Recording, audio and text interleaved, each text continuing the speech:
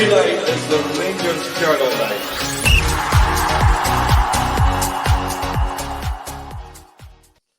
Good afternoon, good morning, or good evening, depending on when you're watching this. This is the Lowdown, your Rangers Journal. Quick fix for info on our next opponent, which in this example is Dundee in the Premiership tomorrow.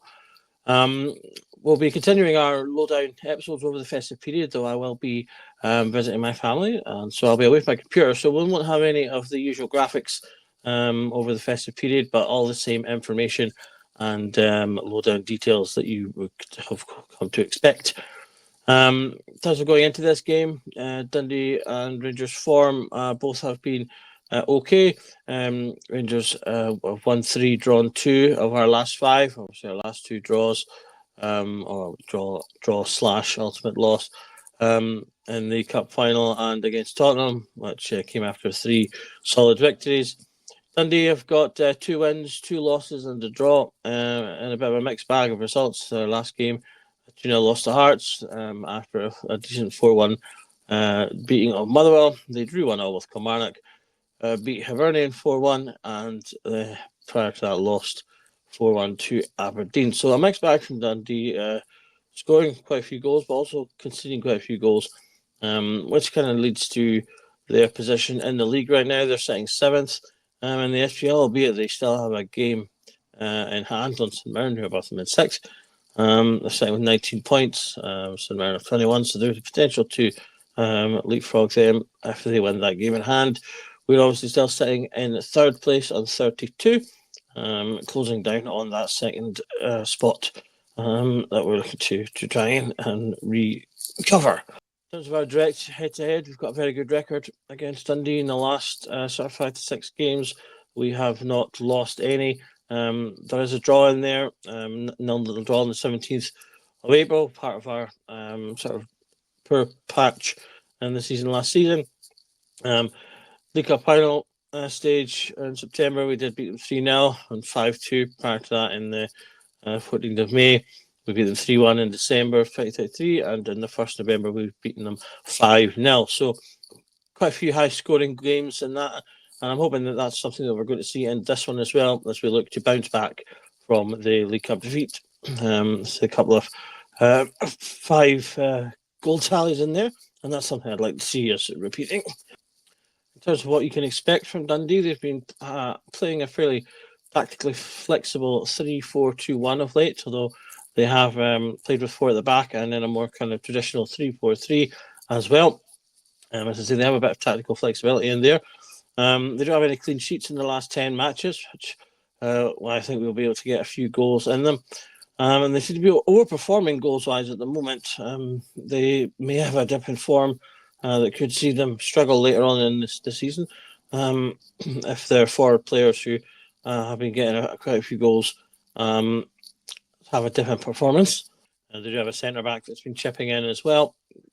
And we'll talk about some of those players in a little bit. So they have kind of very direct play in terms of their build-up.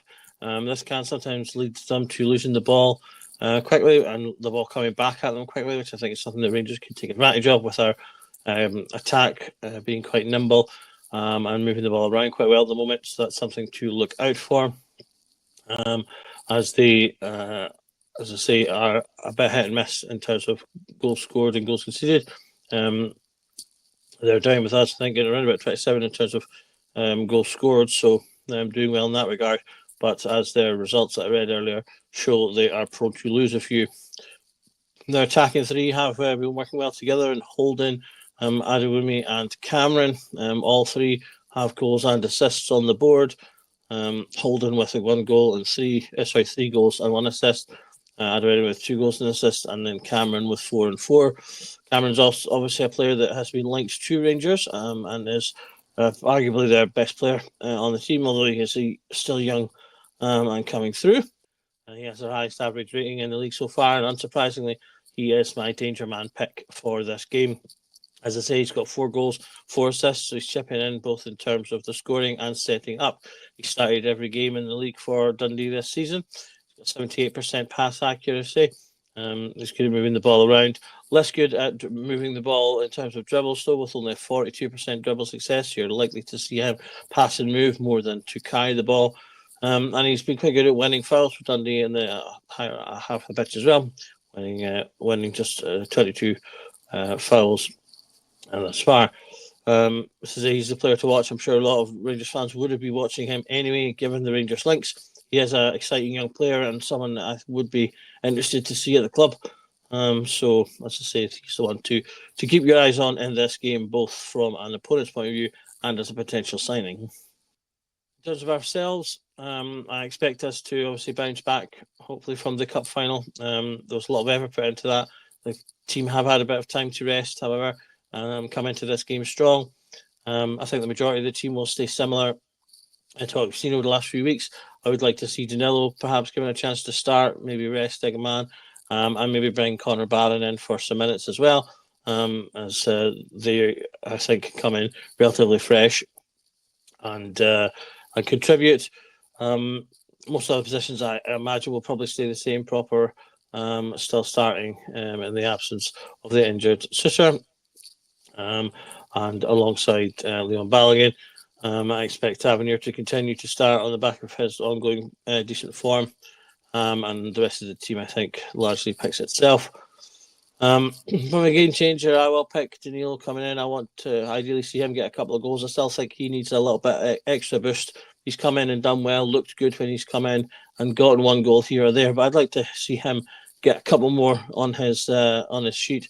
And a bit more regularity, having to come in and out the team, particularly the fact that he misses the European games, I think puts him a little bit behind the pecking order slightly at the moment.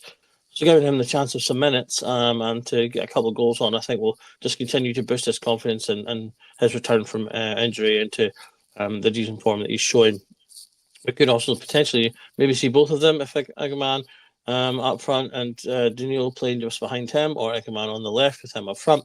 One of the things I like about the two of them is that they do give options of how we play in terms of the attributes of the two players. They do have slightly different attributes, and so they can offer slightly different things. Eggman's a bit more, I think, stronger and moves around more in terms of the build-up play, whereas Danilo is a bit more of a classic striker, although he also does have very good movement as well. So I think they offer different things depending on where you place them in the starting lineup, and that's something that's really useful to have, that so we can make slight tweaks to the team without necessarily having to change the whole system to address the teams that we're playing.